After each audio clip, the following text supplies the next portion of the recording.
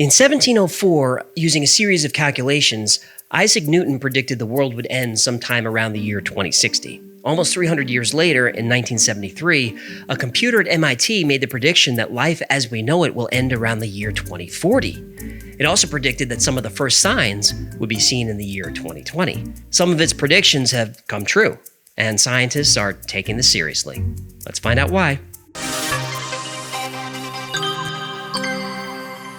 In the 300 years since Isaac Newton's ominous prediction, there have been plenty of doomsayers announcing the end of the world. Usually these folks are religious zealots, false prophets, frauds, or all the above. But in the 1970s, computer scientists said, hold my beer. Their scientific predictions aren't based on ancient texts or interpretation of scripture. Instead, they use data models. Computer scientists have come to the same apocalyptic conclusion as Newton, right down to the date. Now, to be clear, the end of the world in this context doesn't mean the end of the planet, or even the end of life on the planet. It just means the collapse of society. The model's based on the work of J. Wright Forrester, who's considered the father of system dynamics. Which is? Well, system dynamics is a methodology and mathematical modeling technique used to understand complex issues and problems. Oh, thanks. Very helpful. Okay, a little less slogany. Systems are pretty much everything. System dynamics is how pieces of the system relate to each other. For example, the deer population is a system. The resulting calculation using system dynamics is called a stock. The number of deer born is a dynamic piece of that data that adds to the population. The number of deer that die subtracts from the population. Okay. But to that model, we start adding more and more complexities, like the birth rate of the deer, which takes into account how many deer there are, what percentage of those deer are female, and what percentage of those are likely to have offspring. We calculate their death rate by knowing how many deer there are and what is their average lifespan. Now that's a simple way to calculate deer population, but you can do all kinds of complexities to this model, like, is hunting affecting the population? And if so, what percentage of deer are killed? How often are deer killed in accidents? Do weather conditions affect the population? What about local food sources, or what kinds of predators are present? You can then fine-tune all these different input variables, and if your model is accurate, you can get pretty good results. Now, MIT researchers developed a program which they called World 3 to simulate global sustainability, and it was built using system dynamics. The study looked at the 5 factors thought most likely to affect growth on Earth: population increase, agricultural production, non-renewable resource depletion, industrial output, and pollution generation. The scientists who participated in this research were excited to see a bright future in the results. Instead, the program predicted the end of the world. To predict what the future of worldwide growth looks like given finite planetary resources, the MIT researchers who developed the Doomsday Model were commissioned by an elite organization called the Club of Rome. The Club of Rome sounds like an Illuminati group. Oh yeah, there are plenty of fun conspiracies about these guys. Oh, can we? Well, that's not really the point of this video. Please? Please, please, please, please. Fine. Thank you. The Club of Rome was created in 1968 by the Morgenthau Group during a secret meeting at Rockefeller's private estate, Bellagio. Yeah, this sounds right. The meeting was organized by Aurelio Pace, an Italian industrialist who had close ties to the Olivetti Corporation and Fiat. Now, Pace claimed to have solutions for world peace and prosperity, which could be accomplished through a new world order. There it is. The Club of Rome was established with 75 prominent industrialists, economists, and scientists from 25 nations. The Bilderberg Group and the Club of Rome are the most important foreign policy arms of the Round Table, which is led by the Committee of 300. Whoa. Round Table? Committee of 300? Well, the Round Table is a secret society that, if you believe the theory, is building the New World Order. No, I believe it. I know you do. The Committee of 300 is a council that creates policy for groups like the Club of Rome and the Trilateral Commission. Trilateral Commission? Yeah, it's a rabbit hole. Each of these groups deserves its own video. Back to the Club of Rome and the MIT experiment. The Club of Rome acts as a research institute on political, social, and economic issues, and supposedly NATO economic and military policy comes directly from this group. The Club of Rome claims that the future survival of mankind depends on a new global community under a single form of government. New World Order. Right. And the biggest threat to this New World Order and the biggest threat to mankind is overpopulation.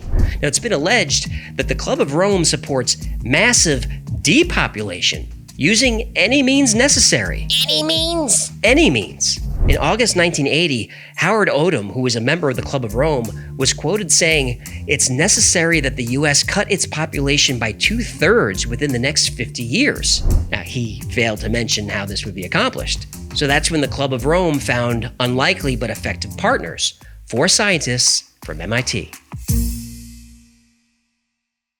The MIT computer program was designed to look at the current projected trends around pollution, natural resources, consumption, and population growth and see what would happen. And the results were published by the Club of Rome in a book called The Limits to Growth, released in 1973.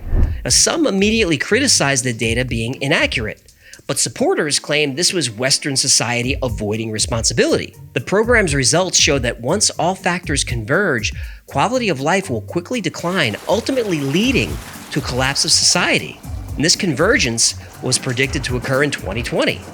2020 was a rough year. Yeah, you ain't just whistling Dixie. Now, according to the Club of Rome's report, the collapse can only be prevented if nations like the USA and China stop devouring global resources. They're not gonna stop, are they?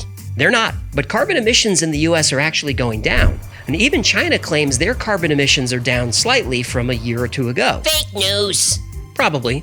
But what the limits to growth model failed to predict is the explosion of growth in emerging countries. India, Pakistan, Indonesia, the Philippines, North Korea, Peru, Sri Lanka, Ukraine. Carbon emissions are up between 5 and 20% in those countries. And over 2 billion people live there. That's a quarter of the world's population. Now, those economies are not going to slow down anytime soon, and their carbon emissions are only going up. So clearly, at least according to this model, we're still at risk. Okay, some perspective. Is climate change and overpopulation dangerous? I don't know. There's debate on this, and I don't know who's right. You don't either. These debates are so full of noise and emotion that it's hard to know who to trust. Now, instinctively, I would trust scientists from MIT about just about anything, and I think that was intentional. The Club of Rome already had come to the conclusion that there is a threat of imminent global collapse. They arrived at this conclusion before hiring the scientists at MIT who, coincidentally, came up with this exact conclusion that fits the agenda. So can we trust this research? I don't think so. I don't either. For a long time, tobacco companies paid scientists to publish misleading information. The most famous of these was called A Frank Statement to Cigarette Smokers, which was published in over 400 newspapers in 1954. And the study said there is no proof that cigarette smoking causes lung cancer. Tens of thousands of doctors, general practitioners, surgeons, specialists, doctors in every branch of medicine were included. And according to this nationwide survey, more doctors smoke Camels than any other cigarette. Oh boy. In 1981, a Japanese study proved the dangerous effects of secondhand smoke. Again, Big Tobacco bought themselves some science that said otherwise. Now, in the 90s, they sponsored studies saying that dirty air filters were more dangerous to the lungs than cigarettes. Oh, come on. And in the 60s, sugar companies paid scientists at Harvard to report that sugar doesn't make you fat and doesn't have a role in heart disease. And as recently as 2017, Coca-Cola and the Mars Candy Company funded research to divert attention away from their products connected to obesity and diabetes. The fact is, 70% of all scientific research is funded by private companies, and that money often comes with strings. Of the most recent 50 food industry-sponsored studies, 70% of them yielded results that were favorable to the sponsor. 25% of them were neutral, and less than 5% of the studies came to conclusions that did not favor the sponsor's product. Consider the messenger. That's right. We're constantly bombarded by scientific studies on everything. Which ones can we trust? None of them? None of them.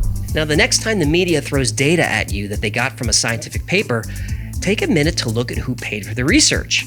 More often than not, there's an agenda. Unfortunately, most people, including the media, won't take the time to find out who benefits. I think that's the point. Thanks so much for hanging out with us today. My name is AJ, that's Hecklefish. This has been the Y-Files. If you had fun or learned anything, do me a favor and subscribe, like, comment, share. All that stuff really helps the channel. Until next time, be safe, be kind, know that you are appreciated.